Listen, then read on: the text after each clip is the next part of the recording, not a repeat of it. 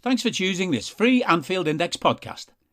If you'd prefer to listen to this or any of our other shows without adverts, then now's the time to check out Anfield Index Pro.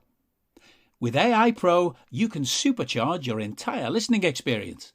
You'll not only get all of our podcasts without the ads, but you'll have them far faster with our quick publish feature available exclusively for subscribers. AI Pro also puts you in the heart of our sound studio, with an option to listen to many of our shows live and interact with the podcasters in real time as the shows are recording. Upgrading couldn't be easier. AI Pro is available on all popular podcast platforms, and we have our own apps for Apple and Android. Just head on over to AnfieldIndexPro.com and get started today. Hello and welcome to the Daily Red, your lunchtime catch-up on all things Liverpool FC on a Monday after a weekend in which there was no Premier League football because of the death of Queen Elizabeth. So, what is there to really talk about? Well, Liverpool play Ajax tomorrow night at home in the Champions League, and they will look to finally get their Champions League campaign underway after the embarrassment suffered in Naples last week. Now, there will be a scouted for that. It's going to be recorded later today. I won't be on it. It'll be Guy and it'll be Carl. So they'll talk more in depth about Ajax, but can take a brief look at them here. In the summer, we know there was a lot of change. A lot of players left. A lot of new players arrived. They lost Mazraoui, starting right back. They lost Onana, their preference in goal, obviously missed a chunk of last season under a ban. They lost Gravenberch, they lost Haller, Martinez, Tagliafico, and Anthony. That is a lot of starters to lose in one summer. Now, it is worth pointing out that they got really good fees for a lot of these players.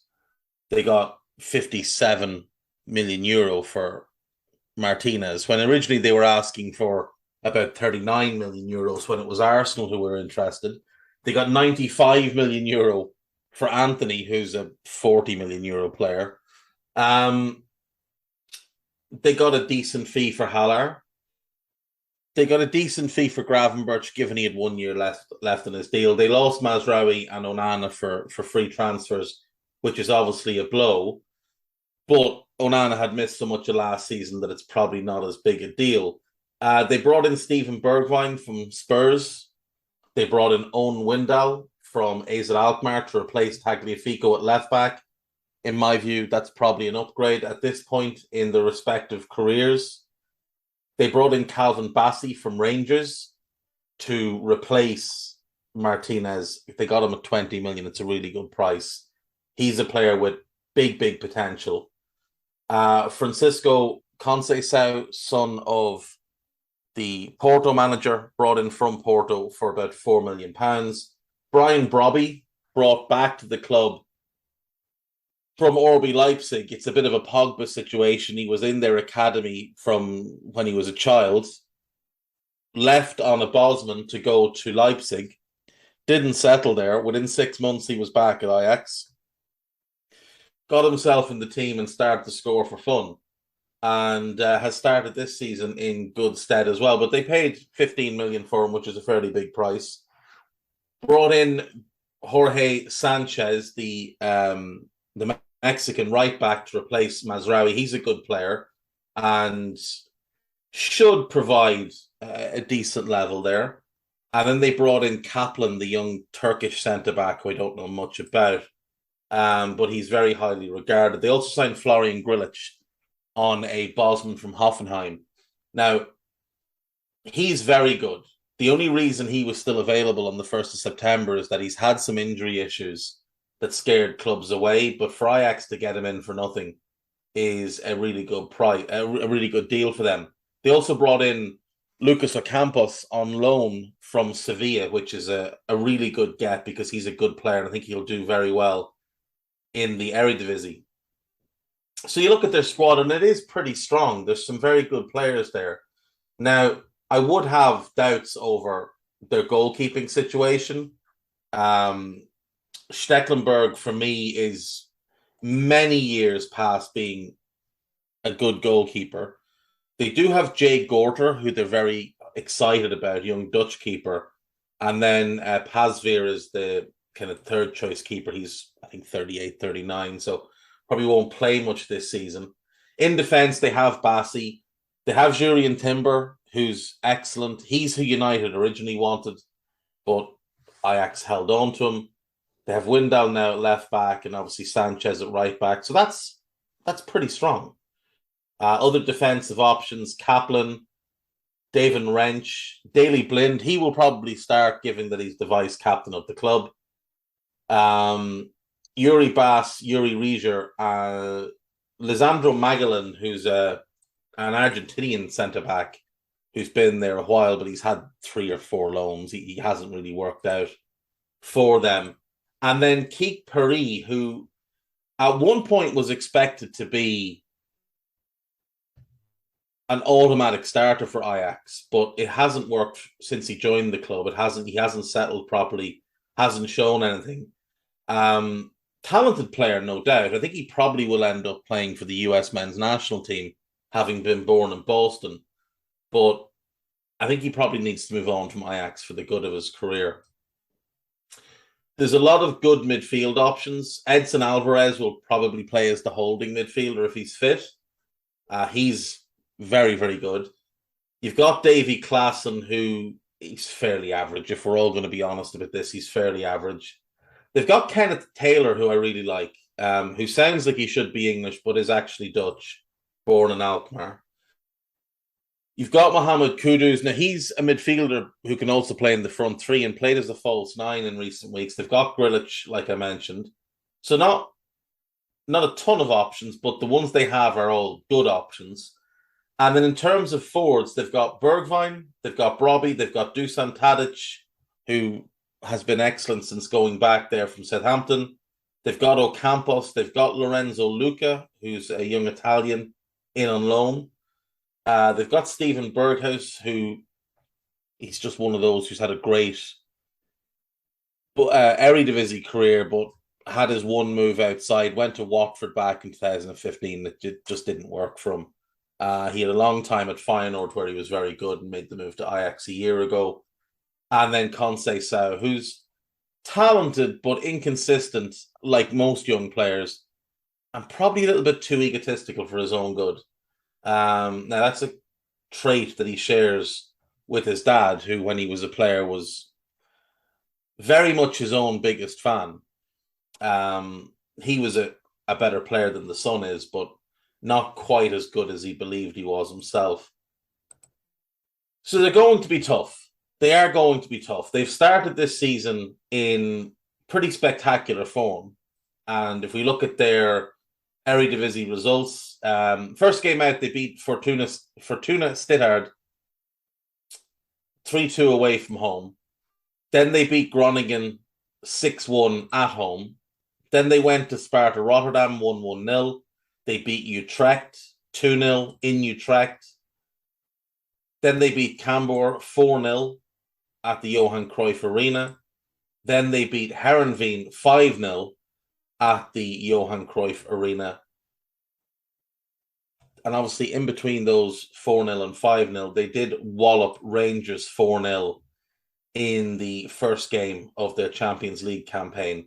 Alvarez, Berghuis, Kudus, and Bergwijn getting the goals. One thing you'll note with this Ajax team is they will get goals from a lot of different sources. There's a lot of people in this team capable of scoring. Already this season, Bergwijn has 8, Kudus has 5, Taylor has 3, Brobbey has 3, Berghuis has 3, Anthony, who's obviously left, got 2, Wrench, who's a defender, he's got 2. Alvarez has 1 and Klaassen has 1. A lot of talent. A lot of talent. Pasveer has actually started the games so far this season, which I'm quite surprised about. I hadn't realised because they've done so little defending. Yeah, Stecklenburg hasn't played at all. What age is Stecklenburg? He's 39. He'll be 40 in 10 days. Gorter played once.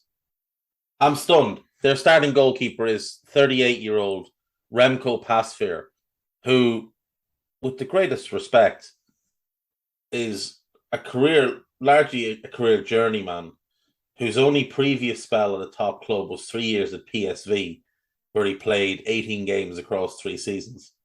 But it does appear like he's their number one. Stecklenburg's been around a long time. Like, he was old at Everton, and he left Everton 2 years ago. He was old when he joined them, and he joined them 6 years ago. Ajax, Roma, Fulham, loans at Monaco and Southampton. Has to have gone to Southampton when Koeman was there, and then Koeman brought him to Everton.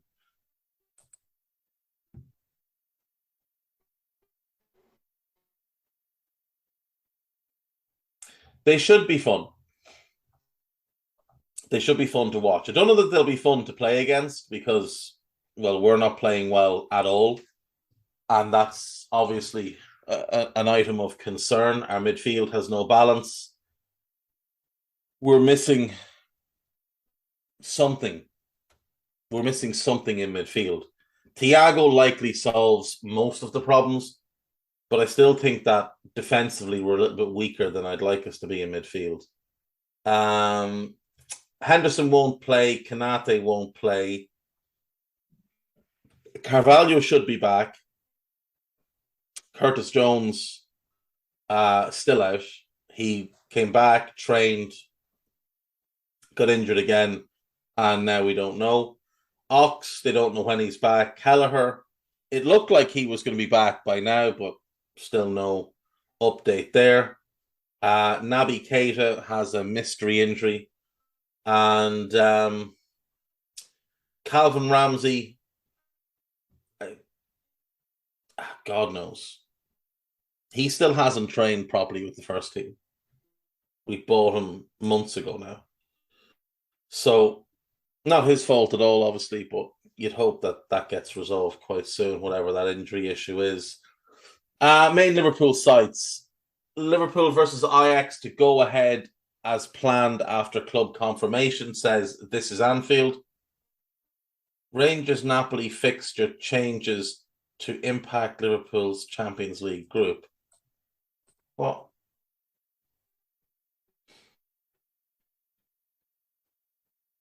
As the Queen's death continues to impact the football calendar, Rangers have announced major changes to their Champions League clashes with Napoli. The passing of the Queen on Thursday has already led to the postponement of a full round of fixtures. Liverpool didn't get to play Wolves, obviously. The Reds due to host Ajax. Elsewhere in the group, though, changes have already been confirmed for the 2 matches between Napoli and Rangers. Napoli will now visit Ibrox on Wednesday night rather than Tuesday, with the Scottish clubs citing severe limitations on policing resources and organisational challenges in the aftermath of the Queen's death. Is this because the Queen's body is in Scotland for the next few days? Furthermore, away fans are no longer permitted to attend, leaving thousands of Napoli supporters out of pocket just 2 days before the game was due to kick off. Well, that's just brilliant. In a statement on UEFA's official website, it is explained that as a matter of sporting fairness, Rangers fans will also not be able to attend the return clash in Naples. This is a joke. I know they've got a picture of the Queen in their dressing room, but Christ alive, it doesn't affect your club more than anyone else. Like, shambles. Absolute shambles. But sure, look, they'd only be crying if it wasn't given to them, so you'll have that. 12 out, 12 in, and a new boss. What has changed at Ajax since last Liverpool ties? Andy Robertson to miss Ajax clash in latest injury blow. What? Andy Robertson is to play no part in the Champions League meeting with Ajax after sustaining a knee injury in the defeat at Napoli last week. Liverpool's injury woes know no bounds. Great. Scott was seen at the AXA Training Centre in a knee brace on Sunday. Oh, well, this isn't good news at all. Now, I know he hasn't been playing well, and maybe this is the rest that he so badly needs, but it couldn't have come at a worse time. Costas is going to have to step up in a big way. Chelsea move on from Michael Edwards, now want man who spotted Fabinho. What?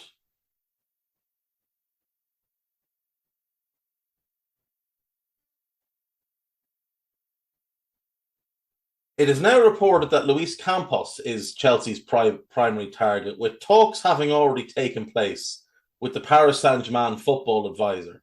Let's be really clear. Luis Campos, his title might be football advisor. He is running the football club at PSG. He is not going to leave to go to Chelsea. Police called to training ground as Dutch supporters confront Dirk Kuyt. Well, that's not ideal. He is manager of ADO Den Haag, and things have not gone particularly well. 6 games into their season, they've won only once. They beat the Ajax reserves, 1 draw and 4 losses, and apparently the fans are not happy. Not happy at all. Seems quite early to be getting so upset, but you know.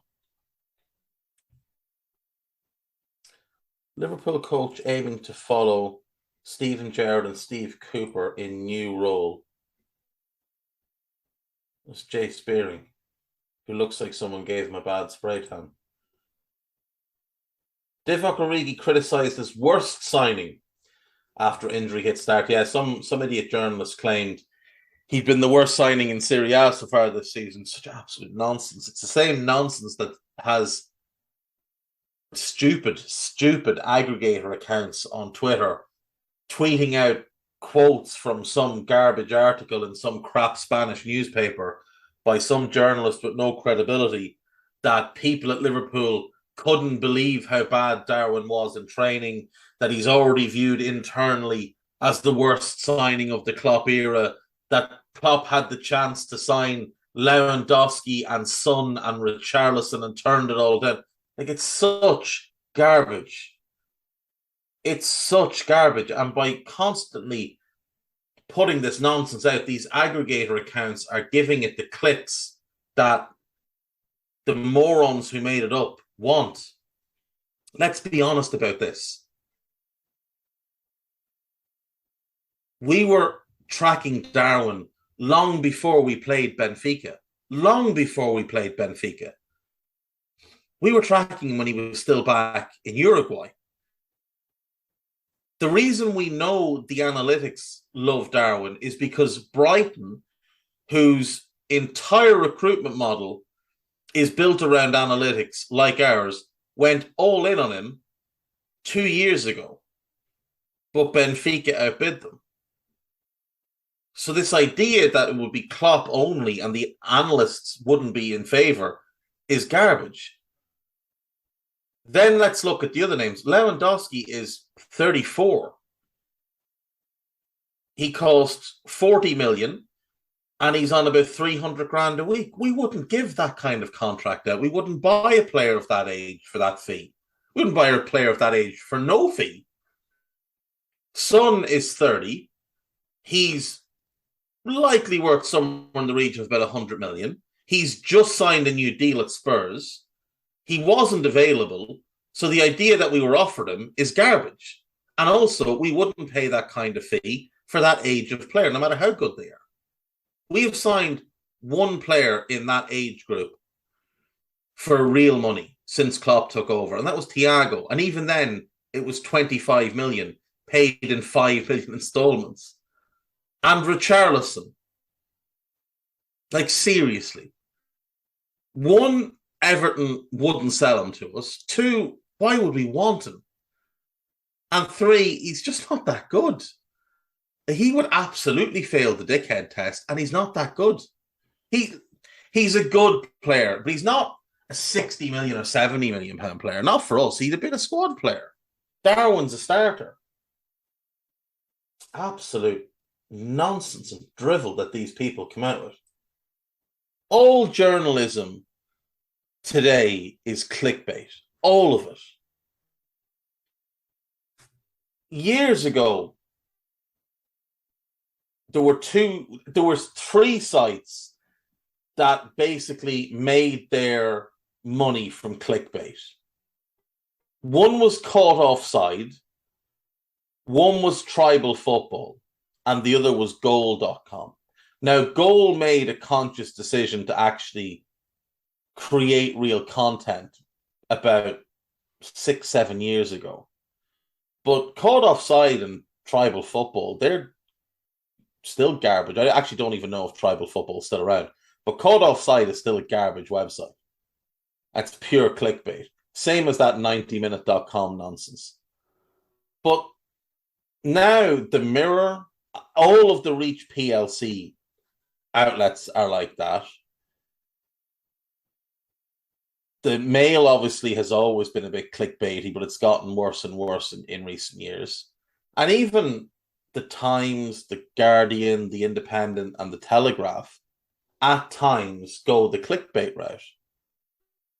And it's worse in other countries because the standards of journalism have never been all that high. Liverpool.com then. Liverpool 12 million duo have clear Jurgen Klopp roadmap as two early season decisions speak volumes. Heung-Min Son to Liverpool transfer claim. This is part of the crap I was just talking about. Liverpool should use Portuguese Mbappe's contract impasse to make transfer move worth 63 million. I would absolutely take Rafael Leao and figure it out afterwards, but I don't really know where he'd play for us. But I'd absolutely take him, and we can figure it out later. Liverpool transfer of midfielder like Yaya Toure could make sense despite 31 million clause expiring. That's Ibrahim Sangare, who's nothing like Yaya Toure. Liverpool want to beat AC Milan to 21 million transfer. This is also about Sangare. Liverpool transfer swap makes sense on 4 counts, as Steven Gerrard can give Jurgen Klopp boost. What is this nonsense? Liverpool could bring forward a potential summer transfer to January with the out-of-favour Alex Oxlade-Chamberlain potentially being involved. No club is going to give us money for Ox in January, and no club is going to view him as having any real value. So this piece, it's from The Express, which is toilet journalism. The Express are suggesting that Liverpool should try and pick up Douglas Luiz from Aston Villa in January in a swap deal for Ox. No. Like, just stop. Utter tripe. We've got loads of new podcasts on AnfieldIndex.com. There is an Under Pressure entitled Imposter Syndrome. Dan Kennett, Phil Barker, Daniel Rhodes, and Simon Brundish analysing the 4-1 beatdown by Napoli. There is a Pro Plus. Nina and I think is it Justin Wells, Guy? It is, Justin, yeah. It is. It's Justin Wells. Discussing the impact of postponing football matches and the impact it has not only on the local academy, but beyond that as well.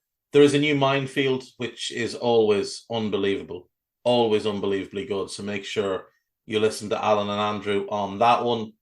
And there'll be a new Scouted out today. There's lots to come this week. Even with no games, we're going to try and get you a bunch of extra content with some on the books coming. I'm going to harangue Tandon into doing an old school. I don't care how busy he claims to be. He can find time for you, the listener.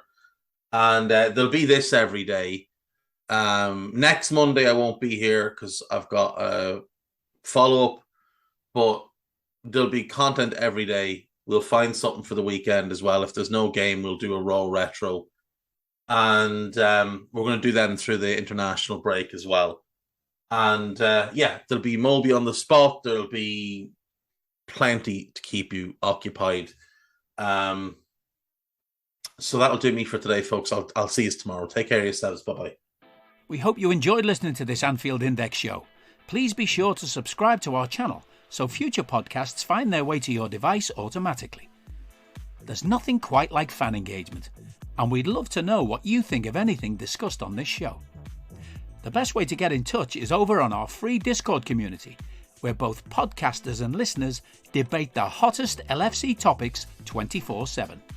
Sign up free now at AnfieldIndex.com/Discord. You won't regret it. You can also follow us on Twitter at Anfield Index and find us on Facebook by searching for Anfield Index. Oh, and before you go, we'd love it if you could leave us a 5-star review on your favourite podcast app. It only takes a couple of seconds, and it means the world to the people who create these free shows.